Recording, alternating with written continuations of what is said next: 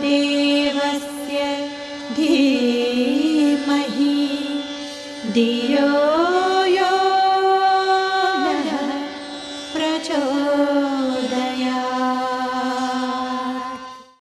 बात उन दिनों की है जब भोपाल अश्वमेध यज्ञ हो रहा था, होने वाला था, और यहाँ से टीमें जाती थीं। तो वहीं पर उस कार्यक्रम में ही हमारे यहाँ हमारे अपने मामा जी हैं, मेरी उम्र के ही हैं वो, मतलब माँ के मामा जी के पुत्र हैं। हम लोग साथ साथ पढ़ते थे। वो 1-2 साल पहले यहाँ शांति कुंज आ गए थे। जब वहाँ से आए थे तो मैंने बहुत रोका उनको कि आप कहाँ बाबा जी लोगों के चक्कर में पड़ रहे हैं, ये सब ठीक नहीं है आपके लिए। वो बोले कि नहीं नहीं, तुम अभी नहीं समझोगे। तो उसी बीच में क्या हुआ भाई बहनों कि वो गांव आए हैं हमारे, और उन्होंने कहा कि आज अपन दिनेश बोले घर नहीं सोएंगे, खलिहान में सोएंगे। बोले घर गांव से लगा हुआ खलिहान है हमारा, तो वहीं हम लोग रात भर सोए। मैं आपको आज ये बता देता हूँ कि उस दिन उन्होंने क्या बोला मुझे अभी कुछ भी नहीं याद है, लेकिन जो कुछ बोला वो ऐसा लग रहा था जो बड़ा अलौकिक था। ऐसा लग रहा था जैसे कोई पूर्व जन्म की यादें याद दिला रहे हैं वो। संभव है गुरुजी माता जी के बारे में कुछ बोला होगा, याद नहीं आ रहा है मुझे। कुछ भी, एक भी वाक्य नहीं याद है, एक भी शब्द नहीं याद है, मैं आपको सही बता रहा हूँ। भगवान की ऐसी कृपा रही कि भगवान श्री रामचंद्र जी की भक्ति से मुझे बचपन से जुड़ने का सौभाग्य मिल गया। क्योंकि मैं 1.5 साल का था और मेरे नाना जी अपने घर ले गए मुझे। नाना जी इसलिए ले गए कि मेरे घर कोई बच्चे अभी नहीं हैं, इसलिए तुमको ले जाऊँ, मतलब मुझे ले गए वो। और 1.5 साल से लेकर के 10वीं तक, मैंने 15 साल तक मैं वहीं पढ़ा। रोज़ रामायण मंडल होता था सोमवार के दिन। हारमोनियम तबला बजते थे, भक्ति भावनापूर्ण ढंग से रामायण भी सुनता, बैठ करके मजीरा बजाता रहता। और रामायण पढ़ने का बड़ा शौक़ लग गया कि देखो दादाजी रामायण पढ़ते तबला पेटी पर। तो उसमें एक बात मुझे सुनाई दी कि भाई माताजी पिताजी से बड़ा और दूसरा कोई भगवान नहीं। ऐसी गांठ बांध ली भगवान रामचंद्र जी के उपदेश के अनुसार। धीरे धीरे भक्ति भाव जगता रहा। नाना जी रोज़ मंदिर जाते, मुट्ठी में वो गेहूँ ले जाते ऐसा करके, उसमें कटोरी में मुट्ठी ऐसे हाथ में रख करके। तो मैं भी अपनी एक मुट्ठी में, मुझे गोद में ले लेते, तो मैं भी मुट्ठी में गेहूँ लेकर जाता। रोज़ वहाँ अंशदान के रूप में वहाँ रखते, अगरबत्ती जलाते, घंटी बजाते, प्रणाम करते। और 10 साल की उम्र में श्री रामचंद्र कृपालु भजुमन वाली स्तुति याद मैंने कर ली थी, क्योंकि वहाँ रोज़ होती थी। तो खैर वहाँ से फिर 10वीं पास कर लिया तो मैं फिर अपने गांव चला गया। माहौल एकदम विपरीत था। वहाँ गया तो जैसे मेरे साथ एक बराबर का व्यवहार होता था, ऐसा लगता था कि अब। लेकिन राम मंदिर रोज़ मैं जाता था, तो रामलीला होती थी तो मैं विभीषण का पाठ किया, राम का पाठ किया, सुग्रीव का पाठ किया। उसी दौरान फिर ये मामा जी हमारे वहाँ पर आए। मैं उस समय BA सेकंड ईयर कर रहा था। तो मामा जी ने जो बताया वो सारा सुन करके मैं गायत्री शक्तिपीठ खरगोन दूसरे दिन गया। साहब मैं दीक्षा लूँगा। तो उन्होंने कहा कि नहीं, यहाँ दीक्षा तो केवल रविवार के दिन ही होती है, या गुरुवार था, मुझे ध्यान नहीं आ रहा है। तो मैं वहाँ पर गया और उसी दिन अखंड ज्योति, पाक्षिक और युग निर्माण तीनों का सदस्य बन गया मैं।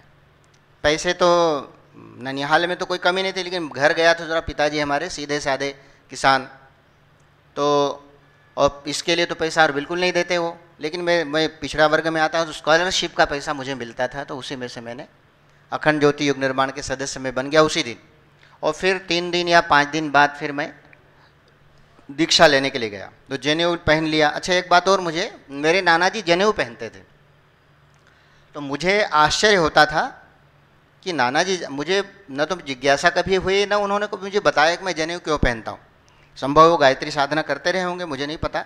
बीच बीच में मैं नाना जी के देखा देखी कोई धागा ऐसे कंधे पे टांग लेता था बचपन में, मैं भी जनेऊ पहनूँ ऐसा करके। तो अब उस दिन तो मुझे असलियत में जनेऊ पहनने का सौभाग्य मिल गया। तो नित्य प्रति 3 माला गायत्री मंत्र का जप करना। वो जो पंडित जी थे जिन्होंने दीक्षा दी मेरे को गायत्री शक्तिपीठ पे, उन्होंने समझा दिया कि एक आत्म कल्याण के लिए, एक परिवार कल्याण के लिए, एक समाज कल्याण के लिए। तो ये भावना पहले से भी थी कि कुछ न कुछ ऐसा किया जाए। जैसे गांव में कोई बारात आती थी तो हमारी 15-20 लोगों की टीम होती थी, तो वो बुला लेते थे, दिनेश तुम आ जाना, वो फलां तुम आ जाना। और फिर हम लोगों को कहते थे कि बेटी के बारात के आने से लेकर जाने तक की आओ भगत की जिम्मेदारी तुम्हारी। वो खाली मंडप की चिंता करते थे, आओ भगत, भोजन परोसना, ये वो सारा काम हम लोग करते थे। गाँव में डायमंड कंपनी के वो आए थे कुछ कर्मचारी युवाओं को लेने के लिए कि हम आपको डायमंड की ट्रेनिंग देंगे 3 महीने की, और प्रोबेशन होने पर फिर आपको प्रमोशन हो जाएगा बोले। तो हम लोग वहाँ सीखने के लिए गए पीथमपुर, इंदौर के पास।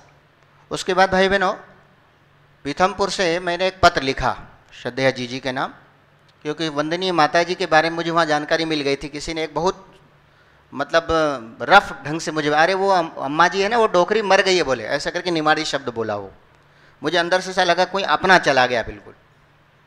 मेरे पास अखंड ज्योति युग निर्माण जो आई उसमें समाचार आए, तब तक तो काफ़ी देर हो चुकी थी। पत्र लिखा एक बार तो मेरे पास धैर्य नहीं था, मैंने दोबारा अगले रविवार फिर पत्र लिखा कि मेरे एक पत्र का जवाब ही नहीं आया, दोबारा लिखा। लेकिन तीसरे चौथे रविवार तो पहले वाले की अनुमति आ गई। मैंने उसमें लिखा था कि मैं शांति कुंज में जीवन दान करूँगा, मैं ही सेवा दूंगा, और बड़ा अंदर से एक उबाल। तो पत्र में लिखा था कि जीवन दान के विषय में जब आप यहाँ आएंगे तब विस्तार से चर्चा हो जाएगी, अभी आप 9 दिन के शिविर के लिए आ जाइए। तो मैं 9 दिन के शिविर के लिए पहली बार आउट ऑफ स्टेट मैं निकला। हमारे यहाँ रेलवे नहीं है खरगोन जिले में, तो कभी रेल की यात्रा जीवन में नहीं की थी। बड़ी कठिनाइयों से, वो बड़ी लंबी बात हो जाएगी, बहुत कठिनाइयों से आया था कि मतलब मान के चलिए कि कम से कम 30-40 किलोमीटर बल्कि 100 किलोमीटर के आसपास मैं दरवाजे पर बाहर लटक करके आया रात के 8:30 बजे 9 बजे रात को। ठंडी के दिन थे, दिसंबर का महीना था, 8 दिसंबर की रात थी, 9 दिसंबर की रात थी, भयंकर ठंडी पड़ रही थी। खैर यहाँ आए, फिर यहाँ ठहरा तो मामा जी मुझे मिल गए यहाँ पर। यहाँ अनसुईया भवन में मुझे ऐसा लगता है कि ये 34 नंबर या उसके बगल वाले सेकंड जीने में 4थी मंजिल पे, प्लास्टर भी नहीं हुआ था, वहाँ ठहराया हम लोगों को। खिड़कियाँ लग गई थी, प्लास्टर नहीं हुआ था तब, हम लोगों को ठहराया। फिर उसके बाद संकल्प हुआ नवरात्रि का, 9 दिन का संकल्प शिविर किया। तो मैं प्रवचन हाल में सबसे पीछे बैठा रहता और रोता रहता। क्यों रोता था मुझे आज भी नहीं पता है, लेकिन जो कुछ कहा जाता था तो अंदर से होता था कि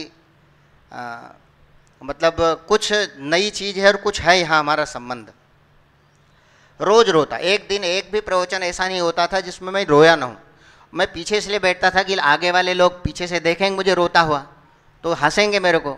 मैं थोड़ा संकोची स्वभाव का भी रहूँ तो पीछे यज्ञशाला के पास बैठ जाता ताकि कोई अपने को देखे ना कोई समस्या, रोते रहो बढ़िया मज़े से। बड़े भाई बताते थे कि भाई गुरुजी माताजी नहीं है ऐसा कोई ना सोचे, समाधि स्थल पर गुरुजी माताजी 24 घंटे 12 महीने रहते हैं। अपने मन की कोई भी बात हो तो बता सकते थे।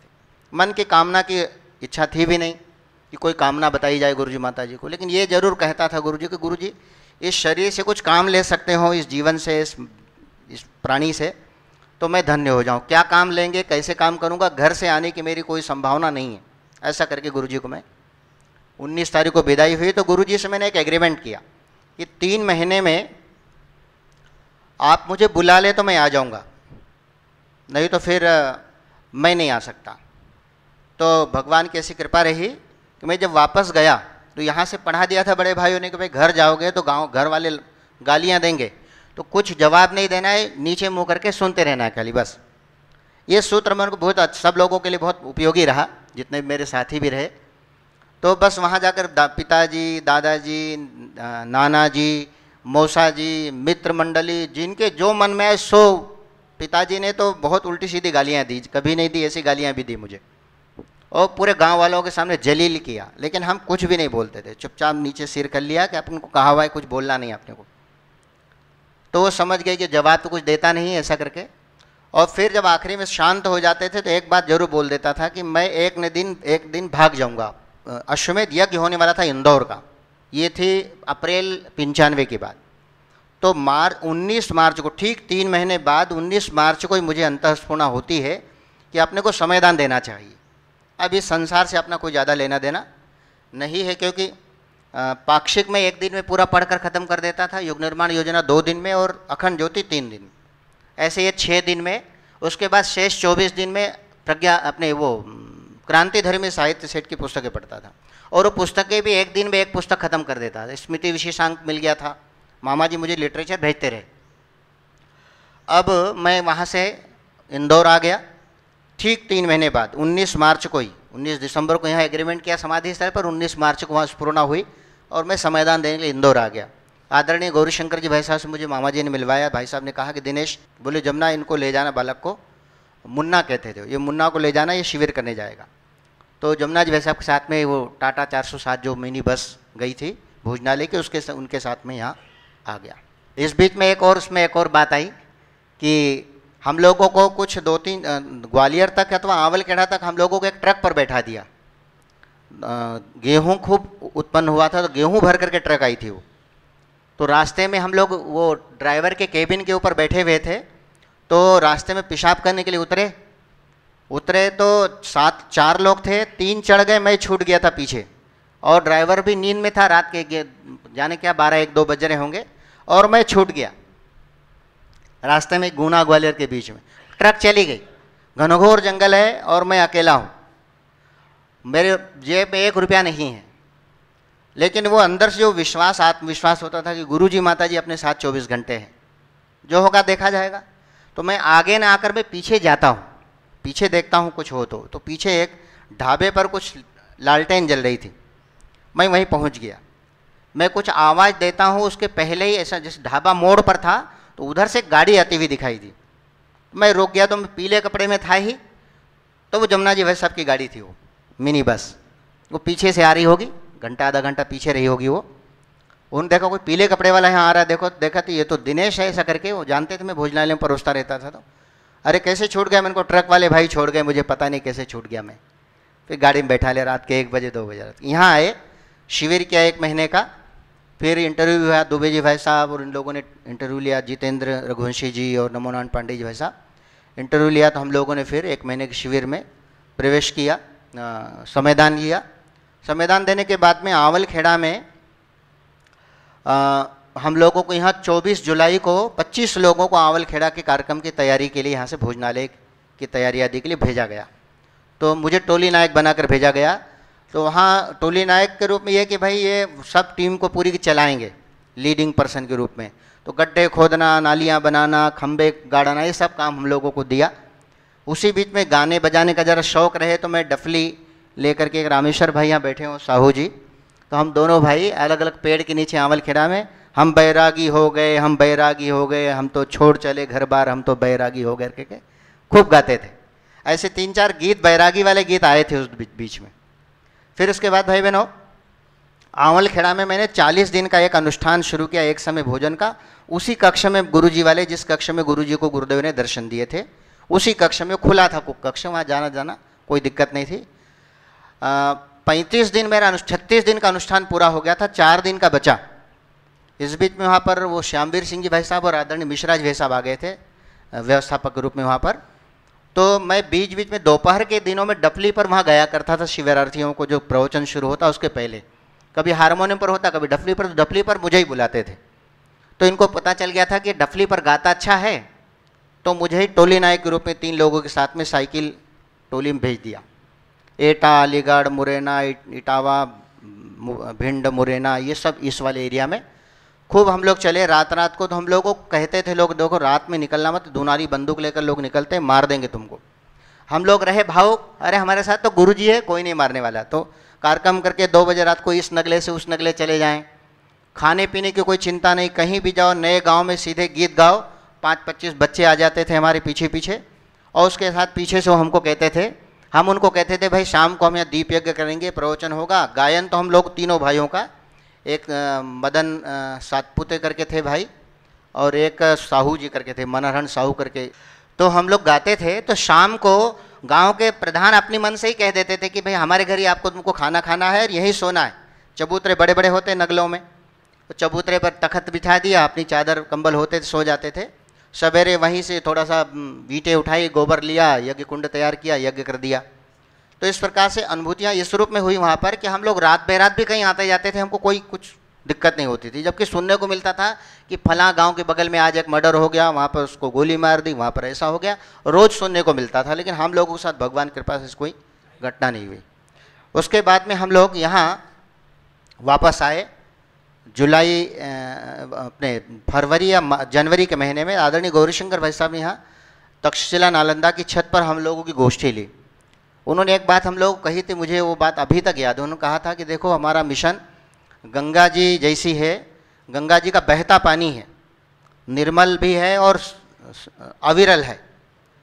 इसमें मुर्दा जो होता है वो कभी मुर्दा गंगा जी के साथ में सरोवर तक जा ही नहीं सकता, बहता हुआ दिखेगा आपको, लेकिन आगे जाके कहीं ना कहीं उसको किनारे कर दे, चाहे वो लकड़ी हो, गत्ता हो, मुर्दा हो, कपड़ा हो, कुछ भी। और जीवित होगा तो मछली होगी, कछुआ होगा, उसको जरूर ले जाएगी। हम लोगों को यहाँ जीवंत बने रहना है, मुर्दा नहीं बनना है बोले। मुझे अभी तक वो बात याद रही। आपको जानकारी भी हुई होगी कि 2005 में मेरा एक्सीडेंट हो गया था, पैर टूट गया था, और कई लोग तो बता रहे थे, आदरणीय राजीव वर्मा जी, डॉक्टर राजीव वर्मा जी, आपका पैर काटना पड़ेगा। तो मैं उसी समय वहाँ डिस्पेंसरी से सीधे समाधि पर ही निकला और गुरुजी से कहा, गुरुजी ये पैर काट करके पड़ा रहने के लिए मैं नहीं आया था, और सारी दुनिया से दुश्मनी मोल ले लिए और यहाँ लंगड़ा बनाकर बैठाए रखेंगे तो मैं ये काम करने के लिए नहीं आया हूँ। चाहे जो कुर्बानी ले लीजिए, चाहे जो मुझे रगड़ डालना अपने पूरी ज़िंदगी भर, लेकिन ये मुझे मंजूर नहीं। भगवान की कृपा से आपके सामने स्वस्थ हूँ, प्रसन्न हूँ, कोई दिक्कत नहीं। एक बात और रही कि जब घर से मुझे पत्र आते थे तो मैं उल्टे सीधे पत्र लिखता था, भूकंप आ जाएगा, आप सब लोग सब मर जाओगे बोले, ऐसा करके पत्र लिखता था। गुरु जी की बात मान लो, उज्ज्वल भविष्य की संदेश को समझ लो, ऐसा करके लोगों को बोलता था। तो उधर से पत्र आते, तुझे इसी दिन के लिए पैदा किया था कि तू हमको मार डाले, ऐसा करके उधर से भी डांट फटकार के पत्र आते थे। एक दिन मेरे मन में आया, गुरुजी से मैंने कहा, गुरुजी एक ऐसा कोई चमत्कार कर दीजिए कि मेरे नाना जी, मामा जी, और नाना जी तो रहे नहीं थे, मामा जी और पिताजी को कोई ऐसा सम्मान मिल जाए गायत्री परिवार की तरफ से तो इनकी जबान बंद हो जाए। ऐसा ही मन में सोच लिया मैंने, तो गालियाँ ही लिखते रहते मेरे को। तो आपको विश्वास नहीं होगा, ये बात कब मैंने सोची थी, 1996 में। और 10 साल बाद में 2006-07 में शक्तिपीठों का रजत जयंती वर्ष हुआ, तो मुझे 2.5 महीने श्रृंखला टोली में जाने को मिला। महाराष्ट्र में 4-5 कार्यक्रम थे, बाकी MP में खरगोन, धार, इधर कार्यक्रम बड़वानी आदि में थे। ऐसा कार्यक्रम हुआ कि मेरे ननिहाल के पास में एक तहसील कसरावद है, वहीं कार्यक्रम एक बना। तो अब ये सारी मैं बातें भूल गया था, लेकिन गुरुजी कैसे तारतम्य 10-12 साल बाद बना रहे हैं कि मैं मंच पर बैठा हूँ, पहला दिन है, कलश यात्रा का दिन था, 5-7 हज़ार लोग बैठे हुए हैं, और मेन आयोजक आते हैं राठौड़ जी भाई साहब, बोले दिनेश जी हम चाहते हैं आपके नाना जी, मामा जी और पिताजी दोनों आए, हम उनको सम्मान देना चाहते हैं। अब कोई तारतम्य नहीं, कोई मालूम नहीं, तो आपको कोई दिक्कत तो नहीं? उनको भाई साहब मुझे कहाँ को दिक्कत होगी, आप दे सकते हैं।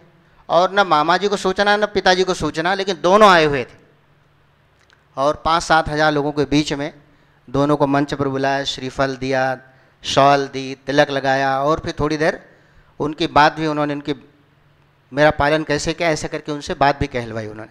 उसके बाद दोनों की जबान गुरुजी ने, माता जी ने इस रूप में बंद कर दी। ये मैंने प्रत्यक्ष देखा साहब। मैं जब गायत्री परिवार से नहीं जुड़ा था, मेरे 2 संकल्प मेरे थे कि एक तो मेरे पैर पर खड़ा होऊंगा तभी शादी करूंगा, और मेरी संतान एक ही होगी। ये गुरुजी से जुड़ने के पहले मेरा संकल्प था। तो यहाँ आया तो दोनों के लिए मेरे को अवसर मिल गया, अपने पैरों पर खड़े होने का अवसर मिल गया गुरुजी की कृपा से, और एक संतान की बात में तो गुरुदेव की कृपा हो ही गई। खैर वो तो बात की बात हुई, विवाह कैसे होगा ये चिंता हो गई। किसको? मुझे नहीं, माताजी पिताजी को, क्योंकि 2000 के बाद लगभग मैं 30-29 साल का चलो होने जा रहा था। तो श्रद्धेया जीजी ने मुझे एक दिन बुलाकर पूछा, तो जीजी ने कहा कि तुम करोगे कि हम बताएं? तो मैं थोड़ा सा रुका। तो जीजी ने पूछा कि अच्छा ये बताओ माता पिता क्या चाहते हैं? मैं कहा माता पिता तो आप जो आदेश देंगे। तो बोले कि जीजी एक 2-3 सेकंड के लिए रुकी और फिर कहती हैं नहीं भैया, आप तिरुपति बालाजी का अश्वमेध यज्ञ होने के बाद उधर से शादी करके ही आना। बोले मैं तिलक लगवाने के लिए गया था तिरुपति बालाजी के अश्वमेध में, होता के रूप में जाने के लिए। कार्यक्रम खत्म होने के बाद जीजी को बात याद है, आखिरी में जीजी तिलक करके कहती है मैंने कहा था याद है ना? मन को जीजी मुझे याद है। बोले इधर ही उतर जाना खंडवा। बोले जीजी को ये भी पता है खंडवा गाड़ी पड़ती है। खंडवा उतर गया मैं। अब क्या है कि अब लड़की देखने के लिए जाना, तो मैंने जो मेरे साथ मामा जी थे जिन्होंने जोड़ा था, मैंने कहा मामा जी अपन एक लड़की देखने जाएंगे कोई भी हो, और उसी का सिलेक्शन कर देंगे, नहीं तो फिर अगले साल देखेंगे। तो एक सरपंच साहब थे, उनकी लड़की थी, लेकिन उसकी उम्र मात्र 17.5 साल थी, 17.5 ही थी लगभग। तो अब सिद्धांतवादी की ऐसी लड़की शादी नहीं करेंगे जो 18 साल की भी नहीं हो। खैर मैंने कहा मामा जी आप पीले कपड़े में जगह जगह लड़कियां देखने जाना अच्छा नहीं है, गायत्री परिवार बदनाम हो जाएगा, आप कहीं नहीं देखने जाएंगे। और एक गांव में 9 कुंडी यज्ञ था, मुझे वहाँ पर बुलाया, दिनेश भाई आए हैं वो यज्ञ कराएंगे। 5 दिन का यज्ञ था। तो मैं एक अपने आप पे एक टोली मिल जाता था, उनको गा भी लूँ, बजा भी लूँ, संस्कार भी कर लूँ, प्रवचन भी दे लूँ, सब कर लूँ। तो यज्ञ रोज होता रहा। आखिरी दिन मुझे वहाँ पर 1001 रुपया दिया और एक नारियल दिया। तो मैंने कहा कि देखो ये 1001 रुपया तो मेरे नाम से रसीद यहाँ की, क्योंकि हम लोगों को शांति कुंज आने जाने का पैसा मिलता है, हम पैसा नहीं लेते हैं, मेरे पास रसीद भी नहीं थी, आप यहीं मेरे नाम से रसीद काट दीजिए और ये नारियल को सब लोग तोड़ो, अपन मिलकर खाएंगे। तो वहाँ जो मेन आयोजक था, मतलब बाहर का आया हुआ भाई था, वो कहते हैं कि दिनेश भाई तो बड़ी दक्षिणा लेकर जाएंगे। अब मेरी ये समझ में नहीं आ रही थी कि ये बड़ी दक्षिणा और क्या देंगे ये। खैर मैं अपनी रिश्तेदारी में चला गया, वहाँ जाकर खाना खाकर मैं सो गया। दोपहर में सोया ही नहीं और मुझे तुरंत बुलाया, बोले दिनेश भैया आपको आयोजन मंडल बुला रहा है। क्योंकि आप अभी तो आया भाई, हमने खाना तो खा लेनी थी। मुझे वापस बुलाया, बुला करके उन्होंने कहा कि दिनेश भाई यहाँ यहीं पर एक लड़की है आपके लिए देखी हम लोगों ने। वो उनके मतलब जो सीमा के पिताजी ही उसके आयोजक थे, वहाँ के लोकल आयोजक, उनके घर में ही खाना था और उन्होंने, मैं आपको ये बताना चाहता हूँ गुरुजी अपन सिद्धांत पर चलते, गुरुजी कैसी व्यवस्था बनाते हैं। मेरे पिताजी माताजी को मैंने मना कर दिया था कि भाई शांति कुंज के हिसाब से हम लड़की देखेंगे, तो यज्ञ के माध्यम से मुझे बड़ा प्रसाद ये देना चाहते थे। मैं जो उस समय नहीं समझ पाया, बड़ी दक्षिणा की जो बात उन्होंने कही ये रूप में कही थी मैं। तो मतलब गुरुदेव एक प्रत्यक्ष अभिभावक के रूप में स्थूल सूक्ष्म भौतिक और आध्यात्मिक दोनों व्यवस्थाएं किस प्रकार से करते हैं, ये हमने हर पल अनुभव किया, आज भी कर रहे हैं। तो इतनी बात बतानी थी। ओम शांति शांति शांति। मेरा नाम है कामता प्रसाद साहू। 15 वर्ष की उम्र में मैं भिलाई आ गया। मेरा चाचा जी भिलाई स्टील प्लांट में नौकरी करते थे। मैं जिस मोहल्ले में रहता था वहाँ हम छोटी सी टीम बना लिए थे। रामचरितमानस सप्ताह में एक दिन पढ़ते थे। एक दिन हरक राम सोनबेर अखंड ज्योति लेकर के आए, हम सबको बांटे। हम अखंड ज्योति पढ़ने लगे और ग्राहक भी बन गए। और उसके बाद उस समय गायत्री परिवार का कोई बैठ कर के गोष्ठी करने का ऐसा स्थान नहीं था, तो सेक्टर 2 में वेंकटेश्वर मंदिर के प्रांगण में साप्ताहिक गोष्ठी होती थी, वहाँ हम लोग जाने लगे। फिर सेक्टर 6 में शक्तिपीठ बन गए। 1980 में गुरुजी वहाँ आए, प्राण प्रतिष्ठा किए तो शक्तिपीठ जाने लगे।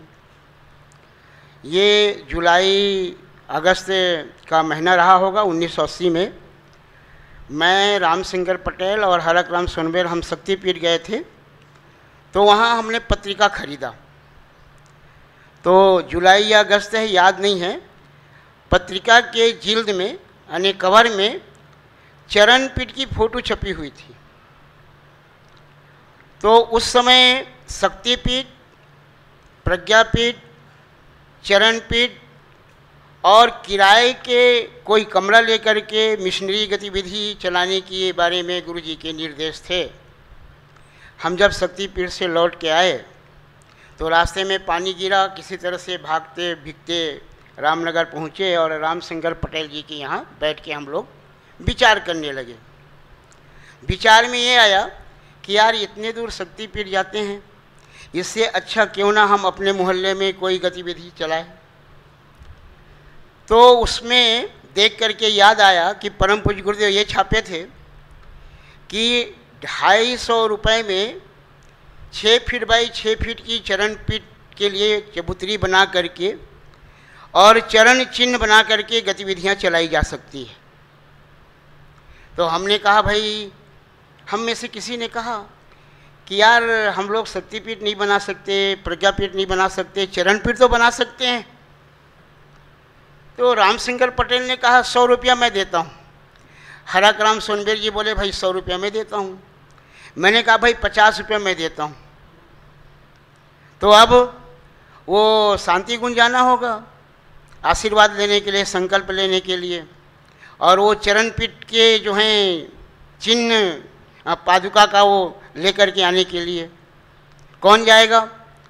तो हम लोगों ने कहा भाई ये रामशंकर पटेल उम्र में बड़ा है, हम लोगों से 1 साल बड़ा है, और इन्हीं ने अखंड ज्योति का ग्राहक बनाया, इन्होंने मिशन से जोड़ा, इन्हीं को भेजा जाए।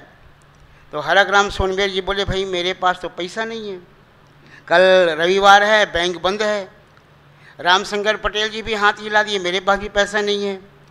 मैंने कहा भाई मेरे पास भी पैसा नहीं है, पर हमारे मोहल्ले में एक बनिया था जो ब्याज में रुपए देता था, तो 10% ब्याज से मैंने 300 रुपये लाया और हरक राम सोनबेर को दे करके कहा आप शांति कुंज जाइए, आशीर्वाद लेकर के आइए, आपके आते तक हम चबूतरी बना के रख देंगे। और हम लोगों ने प्रचार भी किया कि ये जो श्रावणी पर्व है उसमें जो है प्राण प्रतिष्ठा करेंगे, पर्व मनाएंगे और बढ़िया कार्यक्रम करेंगे। तो मैंने जो है अपने हाथों से 40 बाई 60 का पंडाल बनाया, सेंटरिंग का वो ठोक करके मंच बनाया। और रामनगर में राम किंकर उपाध्याय जी अपनी टीम को लेकर के आए। खूब बरसात हुआ, पानी गिरा, लेकिन भीगते हुए कार्यक्रम हम लोगों ने किया। हरक राम सोनबेर जी खाली हाथ लौटे थे, चरण चिन्ह नहीं मिले, तो वो थोड़ा उत्साह कम तो हुआ, पर कार्यक्रम में कोई अंतर नहीं पड़ा। पानी गिरने के बाद भी बहुत बढ़िया कार्यक्रम हुआ। उसके बाद में हम लोगों ने छोटा सा 20 बाई 30 के एक छप्पर वाली हॉल बनाए और उसी में गतिविधियाँ चलने लगी। 1 साल के बाद यहाँ शांतिगुंज से रामशंकर पटेल जी के नाम से और हरक राम सोनबेर के पास में पत्र पहुँचा कि गुरुजी प्राण प्रतिष्ठा के लिए आ रहे हैं, आप लोग समय दान करिए। तो रामशंकर पटेल जी नंदिनी चले गए कालीचंद जी भाई साहब के पास में, और हरक राम सोनबेर जी आम गांव चले गए।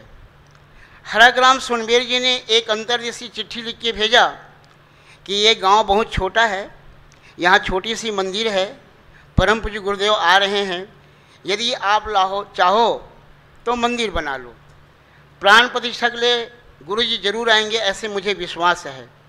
अब मैं वो चिट्ठी को लेकर के नंदिनी गया, रामशंकर जी को पढ़ाया तो रामशंकर जी बोले यार मोहल्ले वाले को पूछना पड़ेगा, मैं आ रहा हूँ।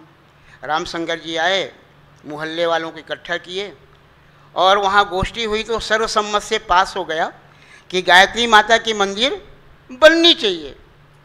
समय था नहीं, रामशंकर जी तो वापस नंदिनी चले गए। अब मैं क्या करूं? तो हमने वहाँ जो आसपास में परिजन थे उन लोगों से मिले, इकट्ठा किए, लेकिन मन में ठान लिया कि बनना चाहिए। तो फिर बनना चाहिए क्योंकि मोहल्ले वालों का भी सहयोग था, सहमति थी। रात दिन भीड़ करके हमने मंदिर बनाया और मुझे याद है 20 और 21 दिसंबर को परम पूज्य गुरुदेव प्राण प्रतिष्ठा करने के लिए राजनांदगांव पहुँचे थे। उनके साथ में कपिल बाबू जी थे। हम 3 व्यक्ति गए, मैं था, हरक राम सोनबेर का भाई विजेंद्र था और बंजारे गुरु जी थे। अब वहाँ जा कर के कहे साहब हमने मंदिर बना लिया है, ये तैयारी कर लिए हैं और गुरु जी को प्राण प्रतिष्ठा के लिए रामनगर में लेके आपको आना है। तो कपिल बाबू जी मना कर दिए एकदम, नहीं भाई गुरु जी नहीं जा सकते, उनके तो कार्यक्रम बने हुए हैं, बिल्कुल समय नहीं है। और मेरे तो आँख से आंसू निकलने लग गया, मैं तो रोने लग गया। बहुत इधर उधर की बात हुई। अंत में हम गुरुजी से मिले तो गुरुजी से भी ये बात रखे तो गुरुजी मान गए, ठीक है बेटा कहाँ पर है, तो हमने बताए, कपिल बाबू जी को नोट कराए और ये बात पक्का हो गया कि 22 दिसंबर को गुरुजी हमारे रामनगर में आएंगे। परम पूज्य गुरुदेव समय पे आए, प्राण प्रतिष्ठा और प्रवचन और प्रणाम ये सब हुआ। 45 मिनट प्रवचन किए गुरुजी ने। तो वहाँ जो मंच बनाए थे सेंटरिंग ठोक करके, थोड़ा बड़ा था, तो उसी में कार्यकर्ताओं का परिचय हुआ, ये अमुक है, अमुक है, अमुक काम करता है, अमुक काम करता है, ऐसे कह के। लेकिन वहाँ सबके सामने गुरुजी ने मुझे ये कहे बेटा तू तो शांति कुंज आ जा, साथ जिएंगे साथ मरेंगे। मैं तो कुछ बोला नहीं, मैं तो सोच से परे, इसमें मेरा पास कोई सोच था नहीं, मैं तो एकदम चुप हो गया। लेकिन हमारे मोहल्ले के और ये गायत्री परिवार के लोग मेरे को पूछ पूछ करके परेशान कर दिए, क्यों कामता जी शांति कुंज कब जा रहे हो, शांति कुंज कब जा रहे हो, शांति कुंज कब जा रहे हो। मेरे को विचार करने में, सोचने में, निर्णय लेने में 1.5 वर्ष लग गए। मैं 1981 दिसंबर से लेकर के और 1983 28 अप्रैल तक यही सोचता रहा, जाऊं कि नहीं जाऊं, जाऊं कि नहीं जाऊं, जाऊं कि नहीं जाऊं। अंत में निर्णय लिया, हिम्मत किया, शांति कुंज आया और मैं फिर यहीं बस गया। ये मान के चलिए मुझे यहाँ जो कोई भी कुछ भी काम मिला मैंने पूरे निष्ठा, लगन, विश्वास और परिश्रम के साथ में ईमानदारी से काम किया। आदरणीय गौरी शंकर जी भाई साहब के हाथ के नीचे उनके मार्गदर्शन में काम करने का अवसर मिला। आदरणीय गौरी शंकर जी भाई साहब के पास में गुरुजी माता जी के पास जाता था और मेरा सौभाग्य मानता हूँ उस काल को, उस समय को, कि मैंने गुरुजी के बहुत, माता जी के बहुत फ़ोटो खींचा। उनका वीडियो बना, टेप किया, ऑडियो टेप किया। उस समय हमारे पास में साधन नहीं थे, फिर भी हम लोगों ने जो किया वो बहुत किया और अच्छा किया, ऐसा मुझे आज लगता है। तो भाइयों, परम मदनीय माता जी गीत गाती थी और संगीत वाले अपने साज लेकर के जाते थे रोज़। मैं भी ऑडियो वीडियो का अपना ताम झाम लेकर के जाता था और परम मदनीय माता जी के पास बैठते थे। परम मदनीय माता जी बड़ी विनोद भी करती थी, खिलाती पिलाती थी। एक दिन परम मदनीय माता जी बोली, बच्चों तुम लोग चाय पियो, मैं काढ़ा पीऊँगी। और वो कप में प्लेट के ऊपर रख करके ऐसा ला करके उनको दी। तो माता जी एक हाथ से प्लेट और दूसरे हाथ से कप ले करके काढ़ा को प्लेट में डाली। तो संगीत रूम में एक देवनारायण नाम का लड़का था, गोरा गोरा, बहुत ज़ोर से छींका। तो माता जी बोली, धत तेरे की। तो माता जी फिर बोली, बेटा वो आधा काढ़ा मैं पी लेती हूँ और आधा काढ़ा तू पी ले। तो आधा काढ़ा वो देवनारायण जी पिया, आधा माता जी पी। और ये बता दूं, माता जी हम लोगों को कभी खट्टी वाली, खट्टा खट्टा छाछ वाला कढ़ी वो बेसन बना के खिलाती थी, कभी पकोड़ा खिलाती थी, कभी सेवई खिलाती थी, कभी हलवा, और कभी वो चना का भुना हुआ ऐसा मसालेदार घीला वाला खिलाती थी। एक दिन परम बंदनीय माता जी हम सबको बाजरे की रोटी दी, तोड़ तोड़ के माता जी बैठ करके देती रही, हम लोग लाइन से लेते रहे। उसमें गोविंद काका जी नहीं चले गए। गोविंद काका ने क्या किया, काका जी ने एक टुकड़ा तोड़ करके खाया और बाकी को जेब में रख लिया। तो माता जी बोली, बेटा घर ले जाने के लिए और दूंगी। आज वो गीत माता जी के सुनता हूँ तो मुझे बार बार वो सारे दृश्य ताज़ा हो जाता है, याद आता है कि चैन आता नहीं प्यार बांटे बिना। आप सब सुनते होंगे। तो यहाँ मैं शांति कुंज आया ना तो भावुकता में रेला में बह करके आया, ऐसा मैं मानता हूँ। क्योंकि मेरा मन बार बार उखड़ता था, मेरा मन बार बार कहता था तू भाग जा यहाँ से। बार बार मैं अपने को संभालता था और बार बार मेरा मन होता था। पर 1987 में मेरा मन ऐसा बिदक गया कि मैंने अपना बिस्तर ही लपेट लिया। मोहनलाल जी ने मुझे समझाया, आदरणीय उपाध्याय जी भाई साहब, गौरी शंकर जी समझाए।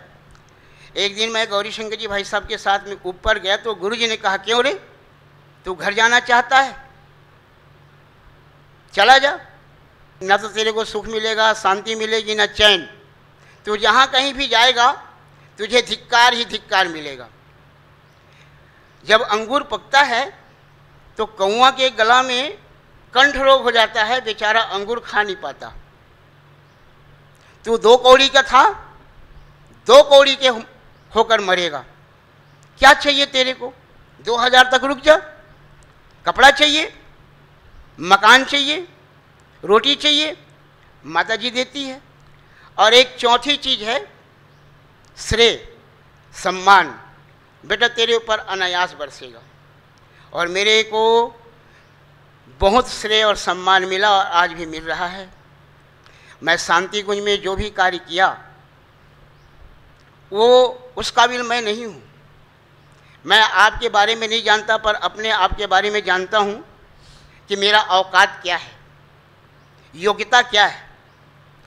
आज जो कार्य मुझसे हुआ है उसको जब झांक के देखता हूँ और विचार करता हूँ तो क्या ये शरीर इस काम को करने लायक है? इस कार्य योजना को समझने के लिए क्या ये बुद्धि है? परंतु वो कार्य हुआ और आज भी हो रहा है। और सफलता का श्रेय मैं अपने गुरुजी माता जी को देता हूँ। उन्हीं की शक्ति से, उन्हीं के मार्गदर्शन से मैं सफल हूँ। मैंने जो भी काम किया मैं सफल काम किया, ऐसा मैं मानता हूँ। पर ईमानदारी की बात ये कहा जाए तो सारे के सारे जो हैं मेरे गुरुजी माता जी के दिए हुए थे। मैं अपने यहाँ आने के पहले जीवन को देखता हूँ और आज के जीवन को देखता हूँ तो मुझे ऐसा लगता है कि मैं स्वर्ग में जी रहा हूँ। मेरे ऊपर जब भी कोई समस्या आता है तो मैं सजल श्रद्धा प्रखर प्रज्ञा में बैठ करके माता जी गुरु जी से प्रार्थना करता हूँ। कोई ना कोई रास्ता निकल आता है और समस्या का समाधान हो जाता है। आज गुरुजी माता जी के चरणों में शांति कुंज में बैठकर ऐसा महसूस करता हूँ कि मैं कल्प वृक्ष के नीचे बैठा हूँ। क्यों? क्योंकि मैं जो भी विचार करता हूँ वो सफल होता हुआ दिखाई देता है। और ज़्यादा क्या कहूँ कि साहब मेरा योग्यता बहुत नगण्य है, बहुत छोटा है, परंतु उन दिनों में हमारे पास साधन नहीं थे, फिर भी हम इतने काम किए। ऐसा मैंने भी कहा आपसे, यहाँ मैं बहुत साधन सुविधा में जी रहा हूँ। जब मैं साउंड सिस्टम में पोंगा यानी चोंगा बांधता था तो बांधने के लिए रस्सी नहीं मिलती थी, हम केला के उसको काट करके वो हार्न को बांधते थे, और 5 मीटर अगर बिजली के तार मांगते तो हमें 5 डांट पड़ती थी, तार नहीं मिलती थी। हमने वो दिन भी देखा है कि रहे। बस इतनी बात कहनी थी। और जब भी मैं उन क्षणों को, उस समय को याद करता हूँ तो मेरे अंदर में वो उत्साह, वो उमंग, वो नई फुर्ती मेरे में ताज़ा हो जाता है, और मैं उसी उमंग, उसी उत्साह से मचलता रहता हूँ उनके कार्य करने के लिए। और मुझे विश्वास है कि मेरे जीवन में जब तक गुरुजी माता जी के काम करता रहूँगा सफल जीवन जीऊँगा। ओम शांति शांति शांति। भाइयों, ये मेरा बड़ा सौभाग्य है कि मैं, जब मेरा जन्म हुआ 21 फरवरी 1982, उस समय मेरे माताजी और पिताजी मेरे जन्म से पूर्व से ही गायत्री परिवार से जुड़े हुए हैं। मेरे माता पिताजी को हमारे पिताजी के बड़े भाई श्री अमरनाथ द्विवेदी जी, जो झांसी रेलवे में कार्यरत थे, अब नहीं है, ताऊजी ने जोड़ा था। साथ ही साथ लखनऊ में हमारे मौसा जी राकेश मिश्रा जी, जो अभी भी हैं, इन दोनों के माध्यम से हमारा परिवार गायत्री परिवार से जुड़ा। जब हमारा जन्म हुआ तो हमारे पिताजी ने कानपुर नगर में एक ज़मीन खरीदी और उस पर भवन बनवाया। अब उस भवन का नाम क्या रखा जाए, ये विषय हमारे मम्मी के मन में आया। तो लखनऊ अश्वमेध यज्ञ जिस वर्ष हुआ, उस वर्ष मैं बहुत छोटा था, लेकिन लखनऊ अश्वमेध यज्ञ में मैं माता पिता के साथ वहाँ गया और सरोजनी नगर में हम लोग ठहराए गए थे। वहाँ कुछ ऐसा अवसर मिला आदरणीय राकेश मिश्रा जी के माध्यम से कि परमबंदिया माता जी का दर्शन हम लोगों को सामने बैठ के हुआ, और उसी समय कुछ लोगों को वहाँ दीक्षा दी जा रही थी। तो उसी क्रम में हम सब परिवार वहाँ बैठ गए। हमारे माँ ने हमको भी बैठाला, साथ साथ हमारी बहन को भी बैठाला, और हमारे कुछ परिवार के और भी लोग थे उनको भी बैठाला। उसी क्रम में परमबंदिया माता जी ने हम सबको दीक्षा दी, और उसी समय मेरी माँ ने मकान के नाम की बात रखी कि माता जी एक भवन बनवाया, उस मकान का क्या नाम रखें। तो माता जी ने कहा उस मकान का नाम मातृ छाया रख दो, और उसी समय से हमारे मकान का नाम मातृ छाया है। मकान में पिताजी ने फिर एक मशाल बनवाई है, लगभग 10 फीट लंबी मशाल है। वो मशाल आज भी मकान में बनी हुई है कि अगर भविष्य में हमारे पुत्रों ने अगर उसको तोड़ना चाहा तो तोड़ ना पाए, ये मशाल के नाम पर ही मकान रहेगा। और अखंड ज्योति पत्रिका हमारे पिताजी लंबे समय से निरंतर पढ़ते रहते थे। 2000 की पूर्णाहुति में जब हम लोग यहाँ आए तो उसी समय हमारे मन में एक विचार आया कि इतना बड़ा दैवी मिशन है, जिस मिशन को हम लोग जन्म से देख रहे हैं कि लखनऊ अश्वमेध यज्ञ में पिताजी माताजी के साथ गया, चित्रकूट अश्वमेध यज्ञ में गया, जन्मभूमि आवलखेड़ा वाले कार्यक्रम में गया, तो हम लोग काम करते रहते थे निरंतर। और कानपुर में जेके कॉलोनी एक जगह पड़ती है जहाँ हम लोग रहते हैं, वहाँ 108 कुंडी यज्ञ प्रतिवर्ष होता है। साथ ही साथ जो हमारा गांव है अकबरपुर, जहाँ के हमारे बड़े भाई कुलदीप पांडे जी हैं, वहीं पास के उमेश शर्मा जी हैं, उस गांव में जो भी कार्यक्रम होता था हम लोग बहुत मेहनत करते थे। ऐसे कार्यक्रमों के बाद निरंतर एक प्रेरणा आती रहती थी कि कुछ न कुछ करना चाहिए। 2000 की पूर्णाहुति के बाद हम घर चले गए। उसके बाद नवंबर 2002 के लास्ट में हम कुलदीप पांडे जी की माँ के साथ यहाँ आए और 9 दिवसीय साधना सत्र को हम लोगों ने किया। इसके बाद आंटी जी बोली मैं तो वापस जाऊंगी, मैंने कहा मैं नहीं जाऊंगा। फिर मैं कुलदीप भैया के साथ यहीं रुक गया। 9 दिवसीय करने के बाद युग शिल्पी किया, परिवाजक किया, 9 दिवसीय का रचनात्मक सत्र किया। डॉक्टर नैना उस समय यहाँ हुआ करते थे, उनकी वो मुझे कुछ बातें आज भी याद हैं। उन्होंने कहा कि बेटा ये एक ऐसा वटवृक्ष है जिसकी छाँव में तुम कभी किसी चीज़ के पोषण का अभाव नहीं महसूस करोगे, तुम्हारी क्या प्लानिंग है। उस समय तक आप सबके आशीर्वाद से मेरी ग्रेजुएशन कंप्लीट हो गई थी और मैं पूर्ण रूप में फिर 2003 में यहाँ समयदान के लिए आ गया। उस समयदान के क्रम में चेतना केंद्र रहा, नोएडा रहा 3 माह, इसके बाद पुष्कर रहा 6 माह। इसके पश्चात जब शांति कुंज आया तो आने के बाद जब मैं मुख्य कार्यालय गया, अपनी बात रखी कि वैसा मुझे यहीं रहना है, तो मुझे डांट दिया गया, बोले नहीं यहाँ नहीं रहना है, तुम्हें क्षेत्र में जाना है। तो फिर मुझे बुलंदशहर भेजा गया और बुलंदशहर को उस समय जब मेरे सामने कुछ भाइयों ने प्रस्तुत किया तो ऐसे प्रस्तुत किया जैसे बड़ा युद्ध क्षेत्र हो कोई, लेकिन मैं निर्भीक शुरू से ही था। मैंने कहा नहीं मैं बुलंदशहर जाऊंगा। फिर आदरणीय एचपी सिंह भाई साहब का मुझे स्नेह मिला और बुलंदशहर में भाइयों 3 वर्ष बुलंदशहर रहा वहाँ। और बुलंदशहर के बाद जब वापस फिर आया, फिर जब मैंने अपनी बात मुख्य कार्यालय में रखी, बोले नहीं अभी क्षेत्र में जाना है, तो मैं लगभग 1.25 वर्ष जन्मभूमि आवलखेड़ा में रहा। अगमवीर चाचा जी के साथ रहा, जसवीर जी उस समय व्यवस्थापक थे। 1 वर्ष 1.25 वर्ष के पश्चात जब कटेना हरसा में जब मुझे 3 महीने का समयदान अंत में कटेना हरसा को जब देना पड़ा, तो वो घटना मुझे आप याद बताऊंगा आपको कि कटेना हरसा में आदरणीय एक माता जी जो हमारे बीच नहीं रही, श्रीदेवी यादव अम्मा जी, उनके बीच एक हमला हुआ था। उस बीच मैं वहीं था और उस हमला का दृश्य मुझे आज भी याद है कि कुछ अराजक तत्व घुसे, उन्होंने प्रहार किया और उस प्रहार में हम लोग वहीं छत पर ही लेटे थे, हम लोगों पर भी प्रहार किया गया। लेकिन ऐसा लगा कि उस प्रहार के ऊपर किसी ने कोई आवरण लग दिया हो, किसी को कोई चोट नहीं लगी, कोई क्षति नहीं लगी। और सुबह जब हम लोगों ने गांव वालों से चर्चा की, फिर आवलखेड़ा हम लोग आए, दूसरे दिन अपनी बात हम लोगों ने वहाँ बताई, तो ये हुआ कि कोई बात नहीं 15 दिन अभी रुको, नवरात्र साधना वहीं कराना है।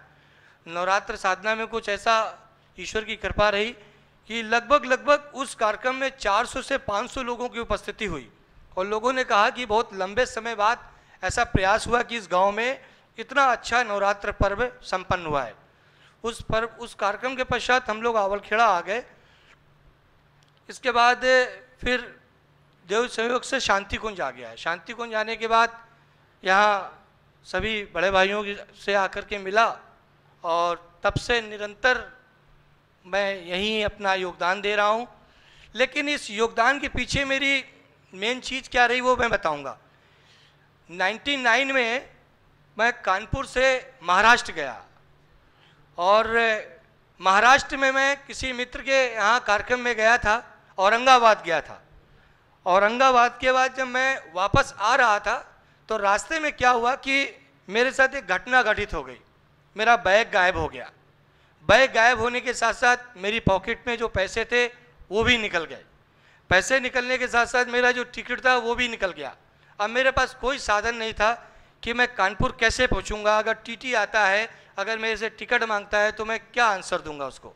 मेरे मन में यही सब विचार चल रहे थे। सामने एक दंपत्ति बैठे हुए थे, वो दंपत्ति बैठा था। उस दंपत्ति ने हमसे पूछा कि कुछ बेटा परेशान लग रहे हो। तो मैंने बिना सोचे समझे, बिना संकोच के मैंने उस दंपत्ति को अपनी बात बताई कि हमारे साथ ये घटना घट गई है, मेरे पास बैग नहीं है, मेरे साथ पैसे नहीं हैं और मेरा टिकट भी चोरी हो गया है, अब मैं कैसे जाऊंगा कानपुर। तो उस दंपत्ति ने मुझे थोड़ा धैर्य बंधाया, बोले आप परेशान मत हो, मैं दिल्ली तक जा रहा हूँ, आप मेरे साथ दिल्ली तक चलो। इसी बीच में मेरे मन में बहुत विचार आते हैं कि गायत्री माता, मैं बचपन से माँ को, पिता को देख रहा हूँ और मैं भी मंत्र लेखन लिखता हूँ, मैं भी गायत्री मंत्र जपता हूँ, शाम को घर में आरती करता हूँ। तरह तरह के मेरे पास ईश्वर की प्रार्थना के भाव आते रहे। थोड़ी देर में मैं क्या देखता हूँ, जिस सीट पे मैं बैठा हूँ उसी सीट पर बहुत ही बुरी स्थिति में एक 100 का नोट बिल्कुल मुड़ा हुआ मेरे जस्ट बगल में रखा हुआ मुझे मिलता है।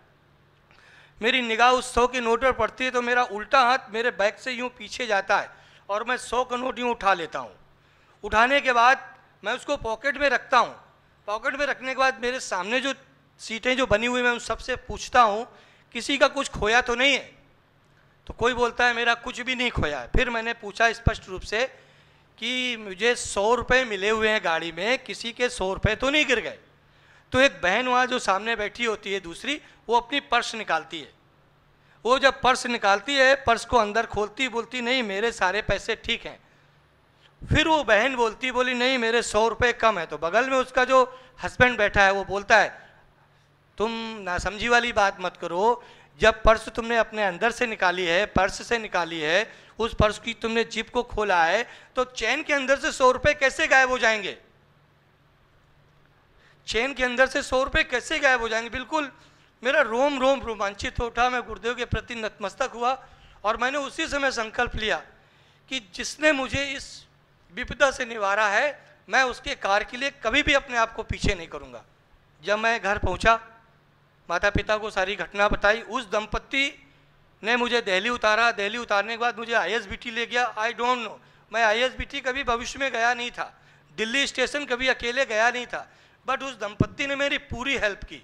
मुझे स्टेशन से उतारा, ISBT ले गया, ISBT में मेरा टिकट ली, मुझे बस में बैठाला, मुझे खाना दिया, खाना बैठाने के मुझे कानपुर की बस में बैठाला और मैं कानपुर आ गया।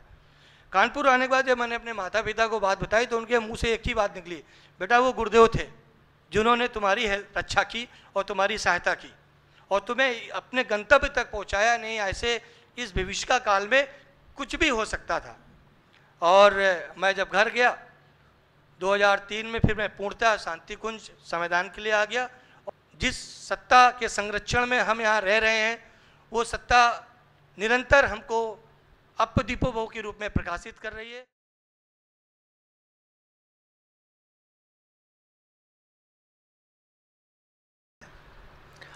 आगे की बात बताता हूँ, ये पुस्तक तो बाद में कहूँगा। मालूम नहीं आप में से कितनों को वो प्रवचन सुनने का मौका मिला। टीन सेट हुआ करता था अपना, जब वही मंच था। इसका मतलब 82 से पहले जो आते होंगे शायद उनमें से किन्हीं ने सुना हो, क्योंकि रोज़ रोज़ तो रिपीट होता नहीं था। बेटे, इस जन्म में जो मैं आया हूँ, कर्मों का फल भोगने के लिए नहीं आया हूँ। इससे मैं मुक्त हो चुका था। मैं देव दरबार में पहुँच गया था। देव दरबार के बारे में जिज्ञासा होगी, कहाँ है वो देव दरबार? तो देखा होगा आपने, परम पूज्य गुरुदेव की जो पहली हिमालय यात्रा हुई थी, नंदन वन तक के गए। वहाँ उनके गुरुदेव उन्हें मिल गए, दादा गुरुदेव हमारे। और वहाँ से वो आकाश मार्ग से आध्यात्मिकता का ध्रुव केंद्र, वो हिमालय जिसे देव दरबार कहते हैं, वहाँ उड़ा करके, हवा में उड़ा के ले जाया गया। और गुरुदेव ने वर्णन किया है, मैं तो चिपक गया उनके पेट में, है ना। वहाँ था व्यग्रता की स्थिति बनी थी, धरती को बचाओ बचाओ। क्यों? फिर कोई असुर आ गया। असुर घनघोर तपस्या करते हैं, देवताओं को प्रसन्न करते हैं, प्रसन्न करके उनसे वरदान मांगते हैं।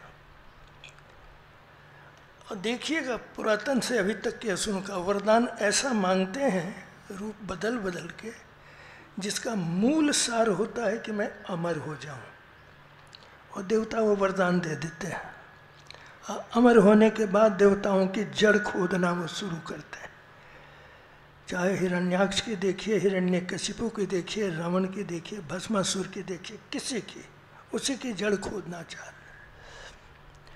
ऐसा ही कोई असुर फिर आ गया।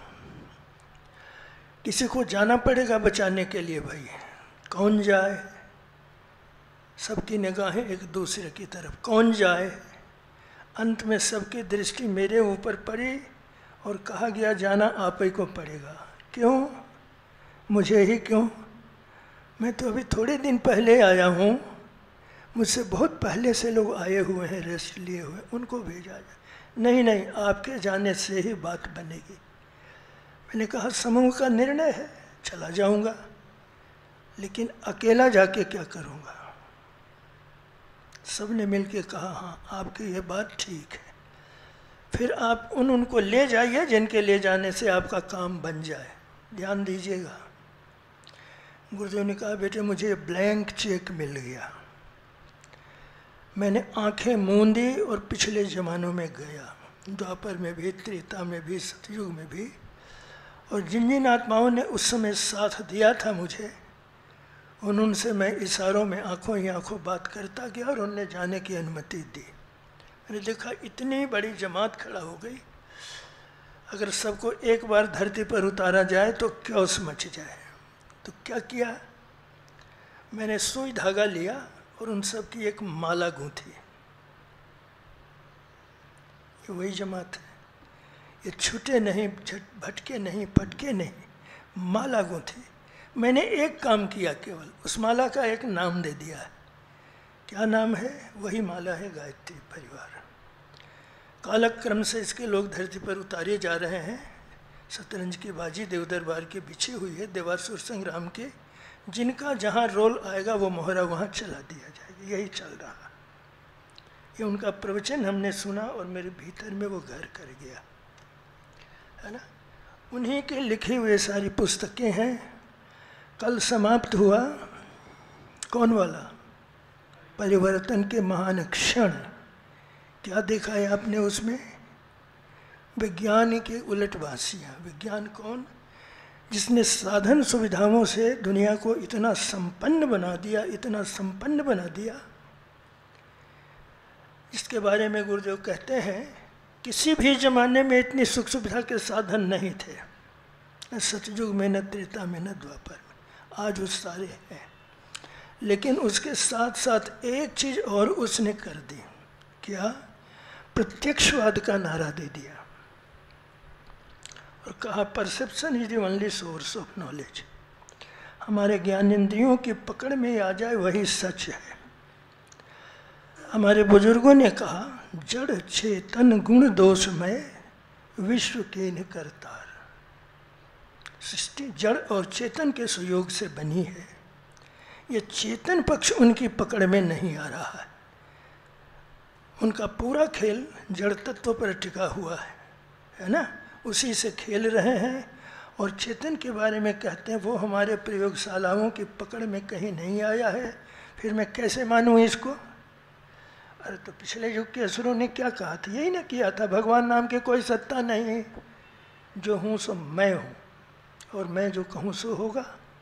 आ गई ना, कोई आ गया बर्बाद करने। अच्छा, गुरुदेव का आना हुआ। कभी उनके बारे में ज़्यादा जानने की हो तो एक किताब पढ़िएगा, मैंने पढ़ी है, वांग्मय संख्या 5, साधना से सिद्धि खंड 1, चैप्टर 7, पृष्ठ 20 से 23 तक। विश्व व्यवस्था के संचालन में संलग्न सिद्धों का संघ, है ना, पुरातन काल से चला आ रहा है और हर में कोई न कोई उसका अधिपति होता है। पिछले युग में बुद्ध थे। उसके 22वें पृष्ठ पर जाइएगा तो उन्होंने लिखा है उसके अधिपति के बारे में अधिक जानकारी देना भक्ति मार्ग का व्यक्ति होने के चलते मुझे संकोच होता है। इसका मतलब बड़ी दबी जुबान से उनने क्लियर कर दिया है कि वो मैं ही हूँ, मैं ही हूँ और मैं हूँ। ये पढ़ने लायक पुस्तक और पंक्तियाँ उनके द्वारा लिखी हुई है। ये अन्य कहा चेतन को मानने से इनकार कर देना तो फिर बाकी तो जब है सब जड़ है। मूली भंटे की तरह आदमी को भी काटो, कोई परवाह नहीं। उनके सारा खेल इसी ओर चलता रहा है। जबकि धरती पर मनुष्य का जो निर्माण हुआ, उन्होंने कहा भगवान के बाद दूसरी कोई शक्ति अगर है तो वह इंसान है। और भगवान की बनाई सृष्टि को सुव्यवस्थित सुंदर बनाए रखने के लिए उसने अपने सहयोगी के रूप में, ज्येष्ठ राजकुमार के रूप में मनुष्य का निर्माण किया था। और उसकी काया में धरती से लेके आकाश तक के, पाताल तक के शक्ति के नाम पर जहाँ कहीं भी जो कुछ है, सारी की सारी शक्तियाँ बीज रूप से कूट कूट करके उसके अंदर भरी हुई है ना। उस शक्ति का उद्घाटन जो है ये जरूरी हो जाता है। विवेकानंद जी ने परिभाषा दी थी शिक्षा की, क्या कहा था? मनुष्य के अंदर जो शक्ति छिपी हुई है उसके उद्घाटित करने का नाम ही तो शिक्षा है ना, है ना। लेकिन हमारी आज की शिक्षा, अब शिक्षा विद्या पर आ जाते हैं। पहला अध्याय खत्म, दूसरे पर हम आते हैं। शिक्षा विद्या का फर्क दिया है और उसको इतना हाईलाइट किया है गुरुदेव ने कि उसके लिए 2 चैप्टर लिखा है, शिक्षा ही नहीं विद्या, और लास्ट में जाके शिक्षा बनाम विद्या। हाँ, आदमी के अंदर के उन विशेषताओं को उद्घाटित करना यह शिक्षा जगत का काम था। और हमने पिछले दिनों देखा, अभी 2 खेल देखे हमने। रामायण में चारों भाइयों का भी देखा, गुरुकुल का आवास और शिक्षण, और फिर उत्तर रामायण में लवकुश का भी देखा है ना। गुरुओं के आश्रम में रह के वनवासी माँ ने जन्म दिया है बच्चों को, और कैसे उनके अंदर वो लकड़ी काटने के लिए बच्चों को ले जा रही है, हरे पेड़ पर उसका हाथ लग गया, कुछ का नहीं बेटे, ये बड़ा भाई है तुम्हारा, माफ़ी मांगो, उसमें प्राण है, चेतना है, जीव है, माफ़ी मांगो। माँ ने सिखाया। थोड़े समय बच्चे गुरुकुल में रहे हैं, मुश्किल से 12 साल के बच्चे हैं। 10 साल की उम्र में राम लक्ष्मण भरत शत्रुघ्न चारों भाई गए थे, और बचपन से रह के गुरुकुल में माँ के हाथ तले गुजर के और ऋषि वाल्मीकि के हाथ से गुजर के 12 साल की उम्र आते आते ये बच्चे ऐसे शानदार बच्चे, सारे धनुर्धर योद्धाओं को परास्त करके रख दिया है, घोड़ा टेका किसी को जाने नहीं। ये देख रहे हैं ना, ये हमारी शिक्षा पद्धति थी। उन्होंने कहा अभी जो वर्तमान की पद्धति शिक्षा की है ये उधर पूर्ण हो गई है, केवल नौकरी दिलाने भर इसका तात्पर्य रह गया है। प्रमाण पत्र पाओ, नौकरी में जाओ, जो पढ़े हो उसका जीवन में कहीं कोई उपयोग नहीं है ना। वो अरिथमेटिक और ज्योमेट्री और मेंसुरेशन और ट्रिग्नोमेट्री, इन सब का कहीं कोई उपयोग नहीं है, केवल उधर पूर्ति के लिए ये शिक्षा मिली है। ऐसी शिक्षा वाहियात लानत। शिक्षा की नई पद्धति का विकास करना पड़ेगा, जहाँ व्यक्ति के जीवन में विद्या सिखाई जाए और व्यक्ति के व्यक्तित्व का विकास सिखाया जाए, शक्ति के उपयोग की बात सुनाई जाए, है ना। ये कौन करेगा? ये मनुष्य के भीतर की शक्तियों का उद्घाटन कौन करेगा? यही शिक्षा पद्धति में परिवर्तन होगा तो बात बनेगी। न होने के चलते ही सारी समस्याएं खड़ा होती जा रही है ना।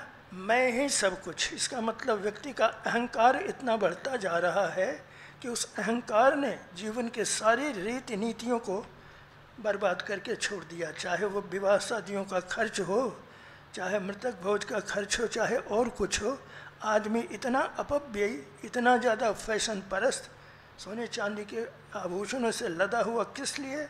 मात्र एक उद्देश्य उसका है, दिखावा, अपने बड़प्पन का रौब आंकना। इसी को दूसरे शब्दों में अहंकार कहते हैं। और यह अहंकार आध्यात्मिक जगत के लिए क्या, जीवन जगत के लिए भी सबसे बड़ा नुकसान, सबसे बड़ा शत्रु है। और सारी समस्या इसी ने पैदा की। जड़ कहाँ है? शुरुआत करते हैं, अब समस्या क्या है? तो अपने देश में आते हैं और कहते हैं आधी जनसंख्या तो लूली लंगड़ी अधूरी रह गई है, उसका कोई उपयोग ही नहीं है। फिर जनसंख्या पर आते हैं।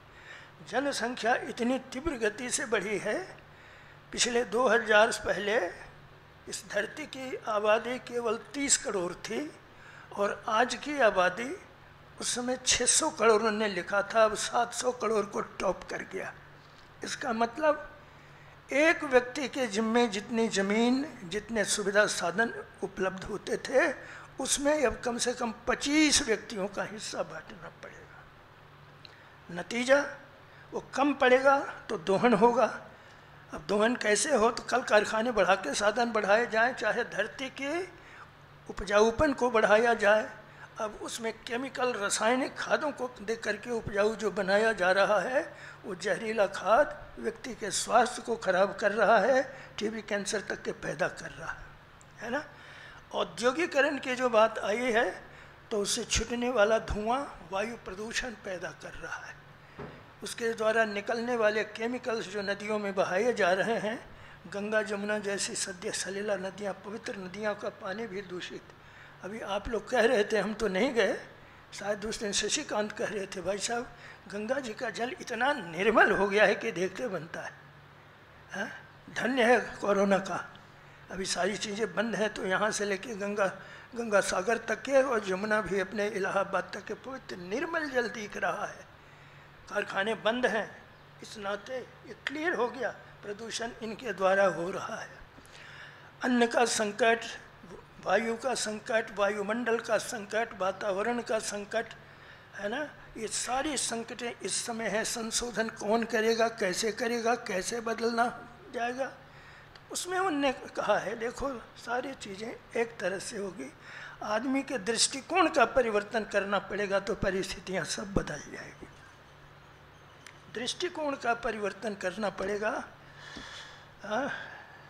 क्या कहा है, नजरें बदल गई तो नज़ारे बदल गए, और कश्ती ने बदला रुख तो किनारे बदल गए। दृष्टिकोण में परिवर्तन क्या होगा, आज साधनों की आपाधापी में लोग इंटरेस्ट ले रहा है, सारी मारामारी उसी की है। व्यक्तिगत जीवन, पारिवारिक जीवन, सामाजिक जीवन, राष्ट्रीय जीवन, अंतर्राष्ट्रीय जीवन, सब में एक ही बात चल रही है, अधिकतावादी नीति, ये मेरा मैं मेरा, और इसी में सारा कुछ चल रहा है। इसको बदलना पड़ेगा, ये सबका है ना। और उसमें क्या करना पड़ेगा, आदमी को सादा जीवन, उच्च विचार पर आना पड़ेगा। अध्यात्म की शुरुआत यहीं से होती है। सादा जीवन, उच्च विचार, मातृवत परदारेषु परद्रव्येषु लोष्टवत, तो आत्मवत सर्वभूतेषु की स्थिति बनती है। तो जीवन में अध्यात्म का समावेश जब होना शुरू हो जाएगा, परिस्थितियाँ ऑटोमेटिक बदलती चली जाएंगी। और इसी को लेके परम पूज्य गुरुदेव जीवन काल में बराबर कहते गए हैं, देखो भाई सावधान, संभल जाओ, अपने को अभी से संयत करना शुरू कर दो। और उनने कोड ऑफ कंडक्ट 18 महावाक्य हमारे युग निर्माण सत्संकल्प दे दिया, इसके आधार पर जीवन जीना शुरू कर दो, नहीं तो प्रकृति ऐसे डंडे की मार मारेगी। क्योंकि बेटे हमारे ही गलतियों से हमारी प्रकृति नाराज हो गई, और वो इतनी ज़्यादा नाराज हो गई है, कहीं अतिवृष्टि ला देगी, कहीं अनावृष्टि ला देगी। रेगिस्तान में बाढ़ आया रहेगा, और जहाँ उपजाऊ धरती है वहाँ सूखा पड़ता चला जाएगा। भूकंप भी आएगा, महामारियाँ आएंगी, ज्वालामुखी फिटेंगी, ये सारी चीज़ें आएंगी। ये आज जितनी घटनाएं घटित होती दिखाई पड़ रही है, परम पूज्य गुरुदेव ने इसकी भविष्यवाणी बहुत पहले से कर दी है ना, बहुत पहले से कर दी, और लोगों को सावधान किया है। जो उनके कहे अनुसार संभलते जा रहे हैं, कुछ करते जा रहे हैं, उनके जीवन में तो कहीं कोई दिक्कत नहीं होगी। हम लोगों तो भाई ऐसा सधाया गया जीवन के लिए, जो स्वाद है, सबसे पहला काम उन्हें हमारा स्वाद मारने का किया। नमक छोड़, शक्कर छोड़, और नमक छोड़ते छोड़ते छोड़ते छोड़ते नौकरी छोड़, खुशी खुशी आदमी आ गया। मान लो इस धरती से नमक और शक्कर दोनों चीज़ें खत्म हो जाए, गायत्री वालों को क्या बिगड़ने वाला है जी, कोई फर्क नहीं, हम मज़े से जी लेंगे। लेकिन दुनिया वालों के बहुत परेशानी होगी। मैं छोटा सा एक पृष्ठ इसमें से पढ़ करके सुनाऊंगा। क्या कहा है उनने, मनुष्य स्नेह और सहयोग पूर्वक रहने के लिए पैदा हुआ है, लड़ने मरने और त्रास देने के लिए नहीं। यदि आपाधापी न मचे तो फिर एकता और समता में बाधा उत्पन्न करने वाली असत्य कठिनाइयों में से एक का भी कहीं अस्तित्व दृष्टिगोचर न हो। युद्ध प्रयोजनों में जो संपदा, शक्ति और प्रतिभा का नियोजन हो रहा है, उस सब का यदि बचाया जा सके और उन समूचे साधनों को नवसृजन प्रयोजनों में लगाया जा सके, तो समझना चाहिए 21वीं सदी के उज्जवल भविष्य के संबंध में जो कल्पनाएं की गई हैं, वे सभी 10 वर्ष के भीतर नए सिरे से नए ढांचे में बनकर साकार हो जाएंगी। टाइम लिमिट भी दे दिया। और क्या कहा है, अब जैसे एक एक आइटम का दिया है, बिजली अतिशय खर्च हो रहा है।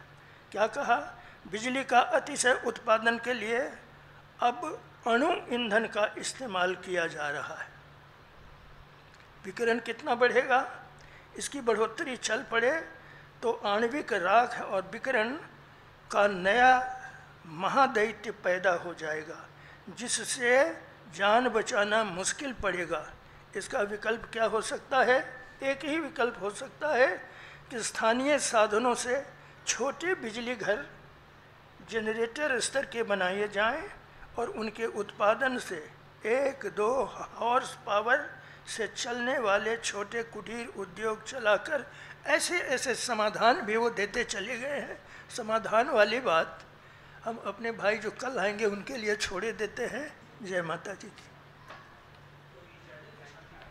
ओम द्यौः शान्तिरन्तरिक्षगुं शान्तिः पृथ्वी शान्तिरापः शान्तिरौषधयः शान्तिः वनस्पतयः शान्तिर्विश्वे देवाः शान्तिर्ब्रह्म शान्तिः सर्वगं शान्तिः शान्तिरेव शान्तिः सामा शान्तिरेधि।